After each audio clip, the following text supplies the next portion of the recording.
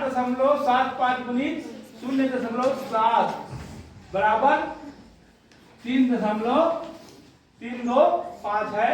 तो 475, यहाँ पे दशमलव नहीं है, 475 गुणित 0.7 बराबर क्या होगा, इसको गुना करेंगे तो क्या होगा।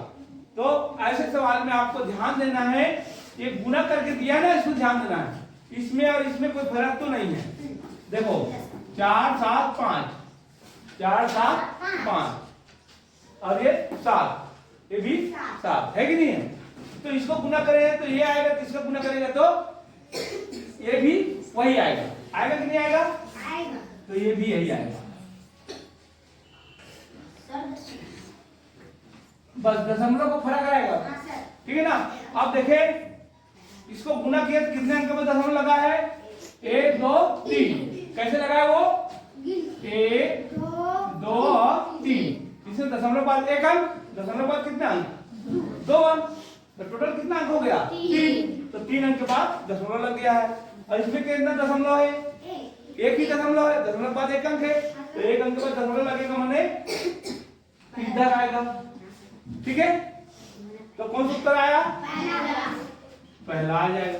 गुना करने की जरूरत पड़ा, नहीं पड़ा, गुना करके हमको दे दिया है, गुना करके दे दिया है, अपने को सिर्फ दशमलव गिन के उत्तर में को देखना है, ठीक है ना। तो इसमें सिर्फ एक दशमलव बाद 1 ही अंक है, तो दशमलव बाद 1 अंक वाले उत्तर को देखेंगे। इसमें 2 अंक है, इसमें 3 है, ये भी नहीं है, ये भी नहीं है, समझ में आया। तो कौन सा उत्तर आएगा, ये वाला, ठीक, समझ में आ गया।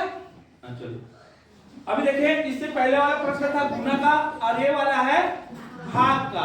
आपको करना कुछ नहीं है, इसमें भी दिमाग लगाना है, ध्यान से देखें।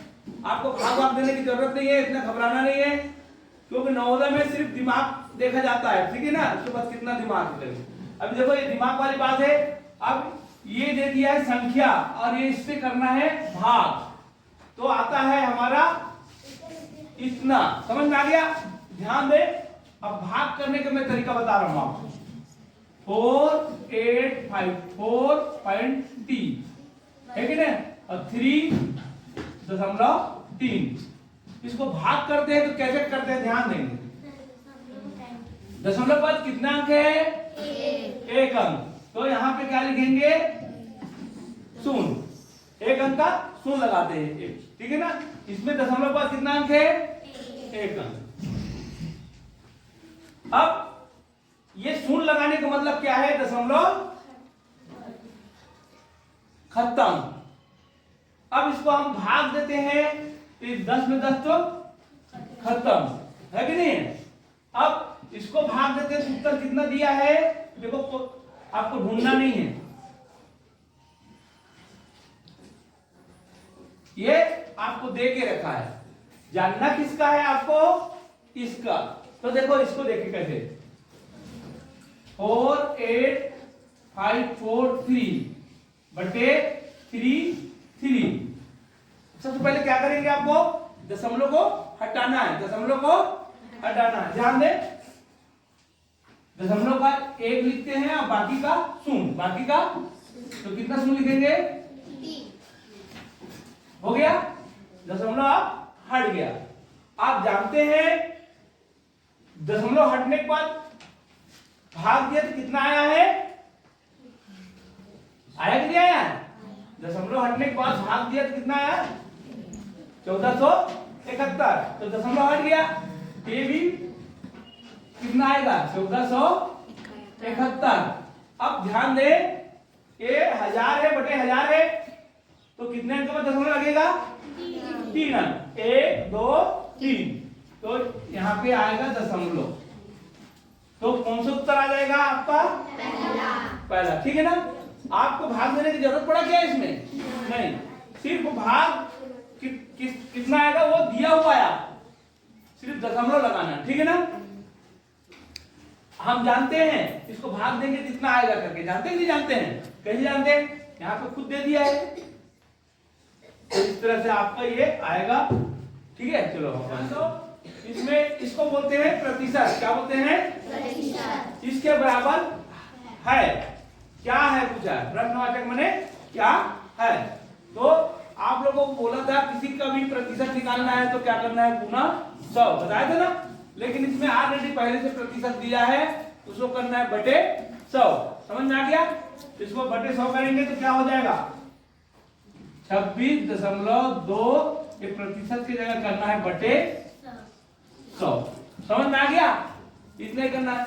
अब आपको दशमलव हटाना है तो दशमलव कैसे हटेगा, जितना है उतने अंक के बाद दशमलव शून्य लगाना है। कितने अंक है, दशमलव बाद 1, तो इसको हटा देंगे और इधर एक शून्य लग जाएगा, या इसको ऐसे भी लगा सकते हैं, ऐसे भी कर सकते हैं, दशमलव का 1 और ये शून्य, और ऐसे ये 1000 भी होगा। इसलिए इसको गुना ना करके क्या करें, डायरेक्ट 1000 कर दे। समझ में आ रहा कि नहीं आ रहा। अगर कोई संख्या नहीं रहेगा तब 1 करेंगे, यहाँ पे संख्या नीचे में है, नीचे में कोई संख्या नहीं रहता तब 1 लगा के शून्य कर दे। समझ में आया। तो ये दशमलव था, ये क्या हो गया, हट गया। अब नया दशमलव कितने अंक के बाद आएगा, 3 अंक के बाद नया दशमलव आएगा। 1 2 3 के बाद दशमलव। और दशमलव को खाली नहीं छोड़ते, उसको आगे क्या लिखते हैं, शून्य, उसके आगे लिखते हैं शून्य, और इसका वैल्यू अब खत्म लगा दिया ना, इसका 3 अंक का दशमलव लगा दिया कि नहीं लगा दिया, इसका वैल्यू अब खत्म हो गया। उत्तर जो आया वही आपका उत्तर होगा। ठीक है, चलो रखे, कौन सा उत्तर आया, बी। ठीक है, सरल है कि नहीं है, आप समझना बस है। ठीक है ना। तो इसको भाग देने का वही तरीका है, दशमलव को हटाना है। अब 100 था तो 1000 हो गया। अब फिर से नया दशमलव लगाएंगे तो 1 2 3 के बाद दशमलव लग जाएगा। ठीक है। हाँ चलो, एक सेल फोन रुपए 1500 में खरीद कर 1650 में बेच दिया, कितना प्रतिशत का लाभ हुआ। कितना प्रतिशत लाभ होने से पहले क्या जानना है, कितने का लाभ हुआ। कितने का लाभ हुआ, 150 का लाभ हुआ। इसी को प्रतिशत निकालना है। कितने में प्रतिशत निकालना है, आपको पता है कितने का था वो, 1500 का था।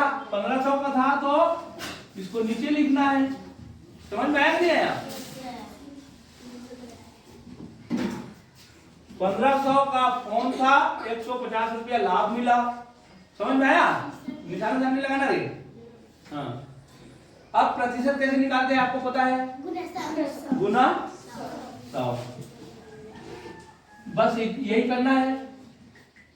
कितने का फोन था, कितना लाभ मिला, उसको ऊपर लिखना। लाभ और हानि होगा तो हानि को लिखना, लाभ होगा तो लाभ को, प्रतिशत निकल जाएगा। तो आपको ये देखो, लो कितना आ जाएगा, 15 एकम 15, 15 एकम 15 और ये शून्य का 10 प्रतिशत। कौन सा उत्तर आया, समझ में आया कि नहीं आया। प्रतिशत निकालने का बहुत सिंपल तरीका है। जितना लाभ हुआ या हानि हुआ उसको देख लेंगे। तो 150 हुआ, कितने में हुआ, कितने का था वो, उसमें जाएंगे कितने का था वो, 1500 का। ठीक है ना, उसको नीचे लिखेंगे, आ जाएगा। कितने लोग बनाए हैं इसको, 2-3 लोग भी बनाए। चलो, साधारण ब्याज में आपको सूत्र मालूम रहना चाहिए। ये सूत्र आपको सभी को मालूम होना चाहिए। ब्याज बराबर मूलधन गुणित दर गुणित समय बटे, तो ये सबको मालूम होना चाहिए। ठीक है ना। अब इसमें मालूम होने के बाद आपको देखना है क्या क्या दिया है। क्या क्या दिया, पहले मूलधन। क्या दिया है, मूलधन दिया है कितना। अच्छा, यहाँ पे ब्याज भी लिख लेते हैं। ब्याज दिया क्या, हाँ ब्याज तो दिया है लेकिन आपको निकालना पड़ेगा। और मूलधन, दर नहीं दिया है। समय 2 वर्ष दिया है, नहीं दिया है। मूलधन गुणित दर गुणित समय बटे 100। अब मिश्र धन दिया है। क्या दिया है, मिश्र धन। मिश्र धन कितना दिया है, 19,000। मिश्र धन क्या होता है, हम किसी पैसे को बैंक में डाल देते हैं और जो बढ़ के मिलता है ना वही मिश्र धन मिलता है। जैसे हमने पैसा 1000 डाला, 1000 डाला, 2 साल के बाद में देखा तो 1200 हो गया। 2 साल के बाद में क्या हो गया, 1200 हो गया। तो 1200 हमारा क्या कहलाएगा, मिश्र धन। उसमें क्या मिल गया, ब्याज। हमको क्या मिल गया, 1000 डाले थे, 1200 हो गया, तो 200 कहां से आ गया, ब्याज है, ठीक है ना। तो 1200 मिश्र धन कहलाएगा। और मिश्र धन में से मूलधन को निकाल देंगे तो क्या बच जाएगा, ब्याज। समझ में आया। तो ये इतना पैसा हो गया, डाला था कितना डाला था और इतना हो गया। अब इसको हम घटाएंगे तो क्या आएगा, ब्याज आ जाएगा। 5 12 में 5 गया 7। इसको सीधा आपको घटाने का तरीका ऐसी है, 2 है तो 1 लगाएंगे, 12 में से 5, ठीक है ना। अब 1 यहाँ देना है, 9 में 8 गया 1, तो इतना क्या मिल गया अपने को, ब्याज। ये सूत्र लगाएंगे, देखो ब्याज 1750 बराबर मूलधन लिखो 17500 गुणित दर नहीं दिया है तो छोड़ दो, समय 2/100। ये है सूत्र। देखो ये इसी को लिखना, इसको याद करना, तब बनेगा।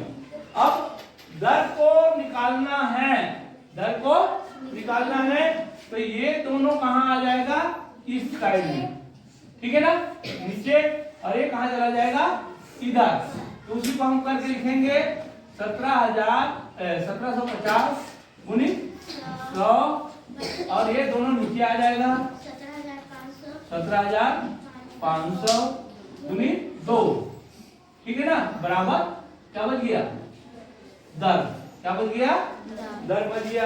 अब देखें 200 और 200 कट गया, और ये इससे कटेगा 175 कटेगा, नहीं कटेगा, कितने बार में कटेगा, ये एक बार में कटेगा। और ये शून्य को उतार लिया तो कितना बार में गया, 10। और ये 2 एक कटेगा, कितना बार में कटेगा, तो दर क्या आया, 5%। समझ में आया। तो जब इसको आप बनाने सीखोगे, यूट्यूब में देखना, अक्षर बनाने सीखना, तो ये आएगा 5%। समझ में आएंगे। तो सबसे पहले इसको बनाने सीखना है, उत्तर। अब इसको ये जब आ जाएगा तो आपको क्या करना है, जो नहीं दिया है उसको वहीं रख देना है, और ये दोनों को कहां लाना है, नीचे। दोनों को कहां लाना है, नीचे। लाया ना हम दोनों को, इसको और इसको नीचे लाया, नीचे लाया, और इसको कहां ले गया, ऊपर। इस तरह से सवाल बनेगा। चलो इस तरह से अगर सवाल आ गया श्रेणी 3 4 6 9 13 और यहाँ पर डाल दिया डेश का अगला पद है, तो मतलब कहने का मतलब यहाँ पे क्या आएगा, ठीक है ना। ऑप्शन में दिया होगा, एक तो ऑप्शन तो राइट होगा, लेकिन आपको सही जानने के लिए क्या करना है, देखो आपको देखते जाना है। यहाँ से यहाँ घटाए कितना हो जाएगा, कितना बढ़ गया, 1।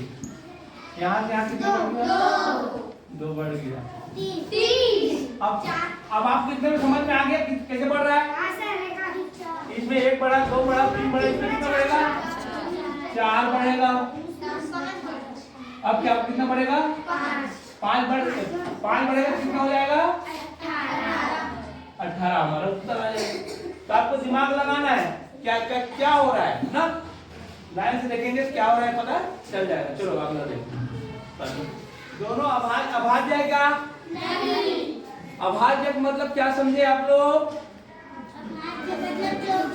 किसी से भाग ना जाए, जो किसी से भाग जाता है, नहीं जाता है, जाता है। अब देखिए दूसरा क्या दिया ऑप्शन, दोनों सहभाज्य बने। सहभाज्य में क्या होता है, एक भाग जाता है और एक नहीं जाता। तो ऐसा है क्या, दोनों भाग जाता है, तो वो भी नहीं है। 14 से गुना से बने 14 के पहाड़ा में आता है क्या, आता है, तो इसलिए वही सत्य है। समझ में आया। तो कौन सा ऑप्शन सत्य है, तीसरा सत्य है। 14 चौक 56, 14 छक्के 84। समझ में आया? तो इस तरह से आपको इसको समझना है। चलो